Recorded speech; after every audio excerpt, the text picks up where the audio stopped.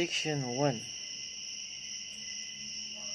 No person shall be deprived of life, liberty, or property without due process of law, nor shall any person shall be denied the equal protections of the laws.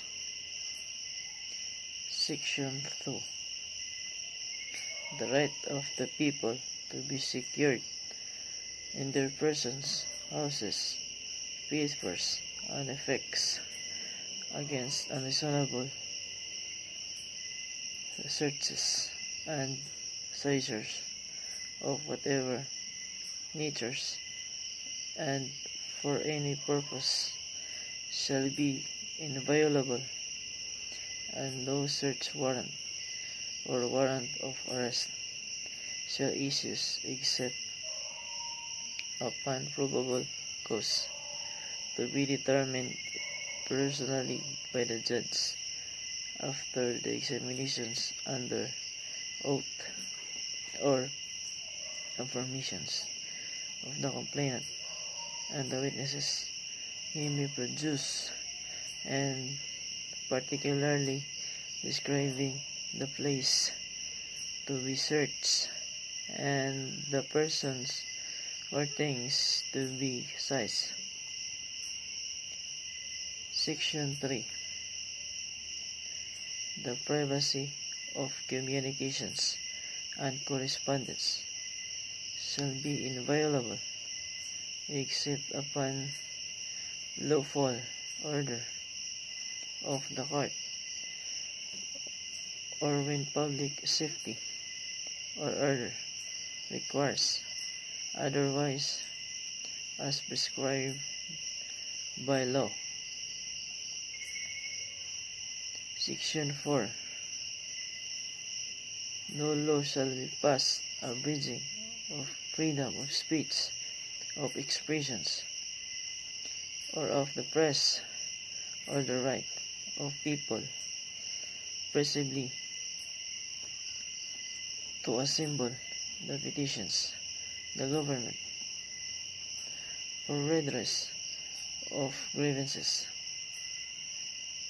Section 5. No law shall be paid. No law shall be made respecting an establishment on religion or prohibiting the free exercise thereof. The free exercise and revealments and worships without discriminations or preference shall forever be allowed. No religious test shall be required for the exercise of civil or political rights. Section 6. The liberty of abode and of changing the same within the limits of prescribed by law shall not be impaired except upon lawful order of the court. Neither shall the right to travel be impaired except in the interest of the national security, public safety, or public health, as may be provided by law. Section 7.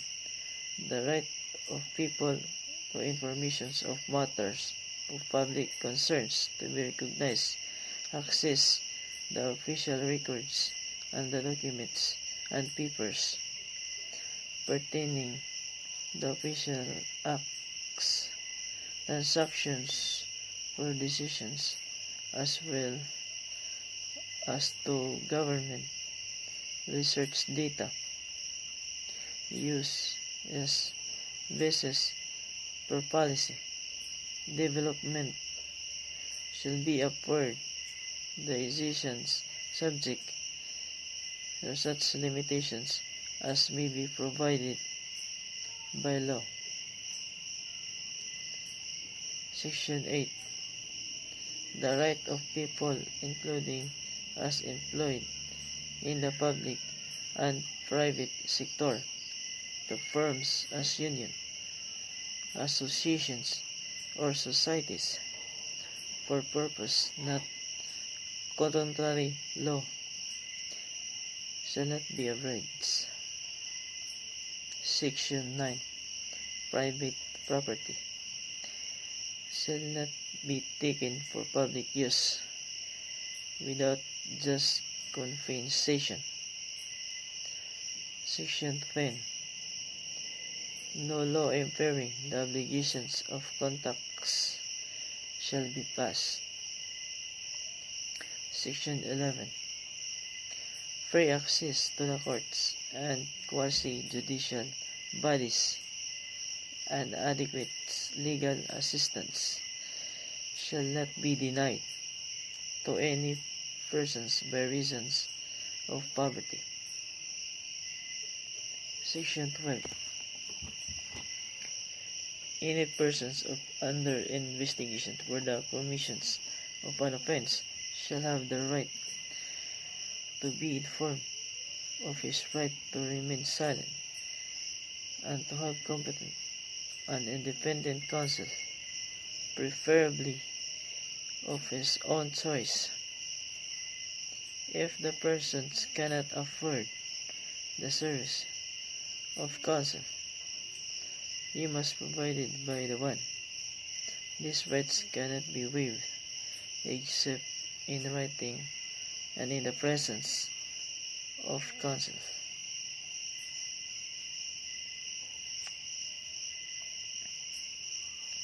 Section 13. All persons except those charged with offense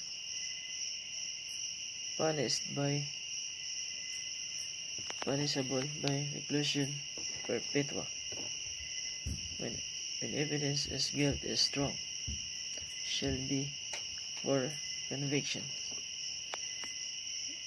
be bailable sufficient sureties or be released on recognition as may be provided by law.